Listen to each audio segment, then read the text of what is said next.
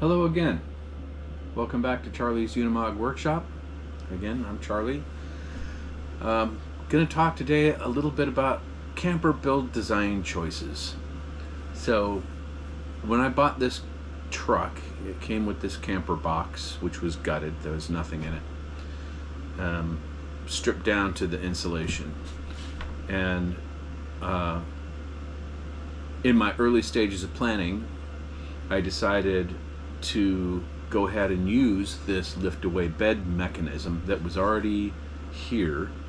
It had been cut out, but I decided it was probably better to rebuild it and put it back in rather than try to dissect it away from the walls.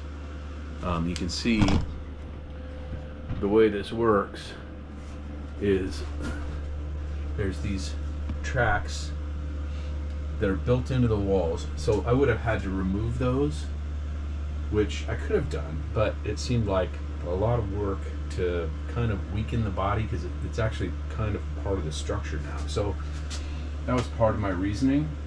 Originally this had sort of a cable crank thing that was over on the wall here, so you would crank the bed up, and it had pulleys and cables running over the top. It was a basket case. It was, the whole thing was torn out. So I decided rather than use that, I would use linear actuators. And by the time I got those, realized they're just a little bit long for what I need. So I installed them at an angle, sort of like you would a hydraulic cylinder, and they work. I've got it. I've got a switch up here on the wall that I can flip that switch and down it goes. Lights come on overhead. So it all works. And when it comes down, you can see, I'm going to put it back up again. There's pillars here that the bed comes down and rests on, and one in the back. So when the bed comes down,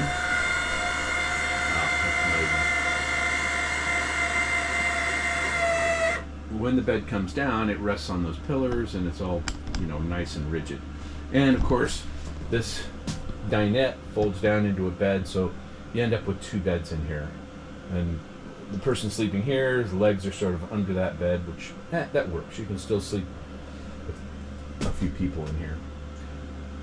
So, what's the point of this video? Well, this mechanism. So, what I did on this side's, done-ish. I made this sort of cabinet to fit the mechanism, and in order to not have a hole here, because when this comes down, it lays over a little bit, right, because of the angle that it's at. So I made this little slider, if you can see that, this board that slides in a track. So when this comes down, it leaves just a hole big enough for the cylinder and not something so you lose your keys or something down in this pocket. So I'm pretty happy with that. But now I'm working on the kitchen, and I'm building this in two pieces, mostly because I want to be able to get it in and out the door if I ever need to work on something. This piece is going to hold the refrigerator. It's a drawer type refrigerator that'll go on the bottom, and then an induction cooktop on the top. Figuring, well, then the vent is right over your head, and the door is right there, so if something bad happens, you can throw the pan out the door or jump out the door, whatever you need to do to get away from whatever bad is happening. But now I got this situation where I can't build the cabinet all the way to the wall. I have to make some sort of pocket for that cylinder again, and of course that chews up counter space, which there's going to be a sink there when this is all said and done. So I guess the point of this is, what are the pros and cons of this lift-away bed system? And it's nice to be able to have a second bed in here and be able to get it out of the way. But the opportunity for cabinet space overhead is, well, non-existent.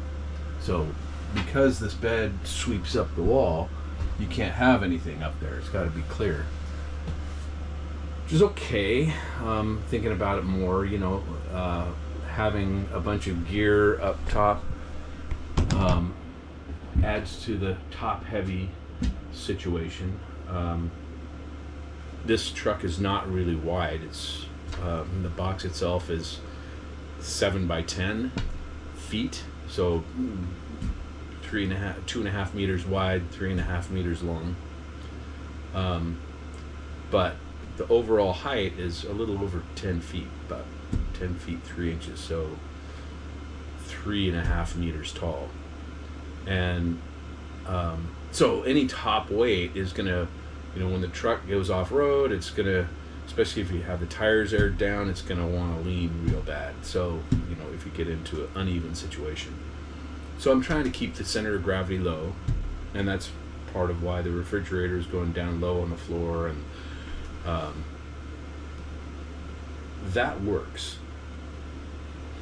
But this problem of the storage is going to be limited because of this.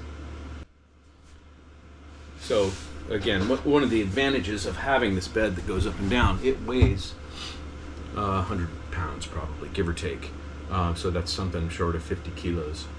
And so when I'm driving, I plan to have this in the down position, again, to keep the center of gravity low as I can. But I guess what I didn't really consider thoroughly in my planning, particularly since I didn't really, if I had a real clean slate, I probably wouldn't have put this in. But I had all the mechanisms, so might as well do it, other than the linear actuators. But now, I guess the point there is, if you're planning a camper build, a lot of people are doing these lift-away beds. It's nice to be able to get the bed out of the way and have it ready to sleep in. Just flip the switch, wait a minute, and you can jump in bed, which is nice. But when you're building this, you've got to think through, how am I going to hide and work around the mechanism, whatever mechanism I choose? How am I going to hide it in a way that it can be serviced in the time that something happens and you have to replace one of these cylinders, or whether it's a crank and pulleys, you got to be able to get to get access to the fixing hardware such that you can remove it. So this side is I figured out pretty easily. I've got this couple threaded fasteners in here. I can take this plate off, pull the pin out of the top of the cylinder, and I can raise this out of the way. I can get to the bottom pin and lift the whole thing out. This side is going to have a countertop, so it's going to be a little bit trickier. Anyway, so as I was sitting here thinking through the cabinet carcass design, I thought this might be a good time to describe the pros and cons of this lift-away type bed in a camper. Okay, that's it for today. If that was useful for anybody out there, thanks for watching. Have a great day.